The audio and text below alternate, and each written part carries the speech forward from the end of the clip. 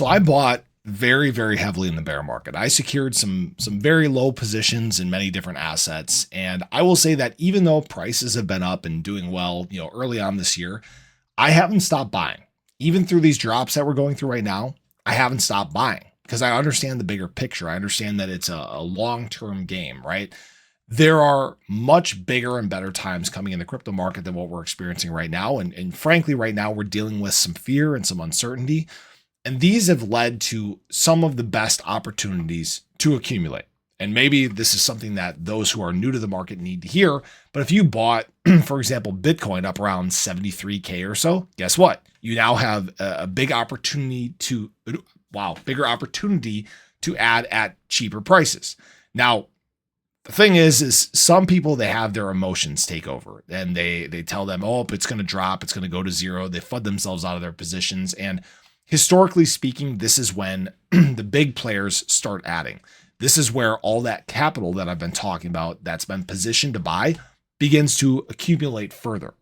And the thing is we know what things are coming, things that cannot be stopped. For example, institutional money is coming in at an accelerated rate. We've now seen approvals of spot ETFs abroad. The Hong Kong approval was just announced.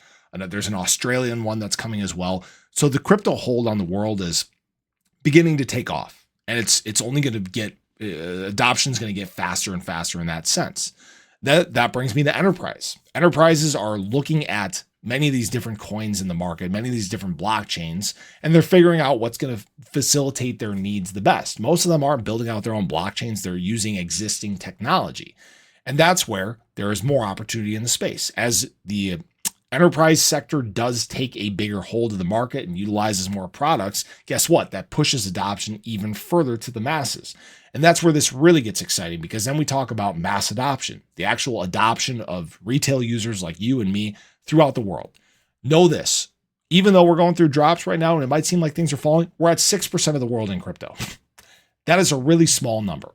And even at 6%, we are getting adopted faster than the internet was adopted. Really think about that.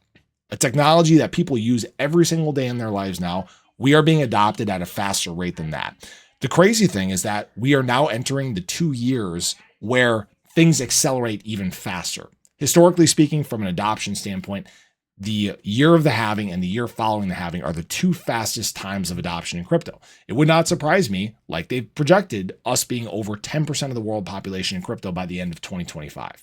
And that's a big deal. That's a lot of users. That's a lot of capital. It's a lot of promotion of DeFi.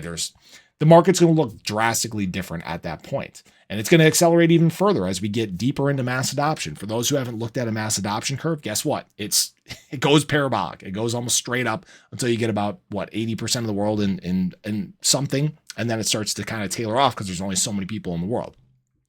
But my point is that, we're so early and there are so many people that are complaining about these prices right now in flux, doing some dropping. I mean, we're seeing this throughout the space and in many top alts, right? The charts all look very similar. We've gone through retracements, 40 to 60%, but many people, they'll complain and they won't take advantage of these opportunities. I haven't stopped taking advantage because I can see where the market's headed. I can see where, what big things are coming down the road. Don't look at it in a small lens like this, broaden it. Look further down the road. Connect the dots. Look at where the industry is headed, and big adoption is what is coming.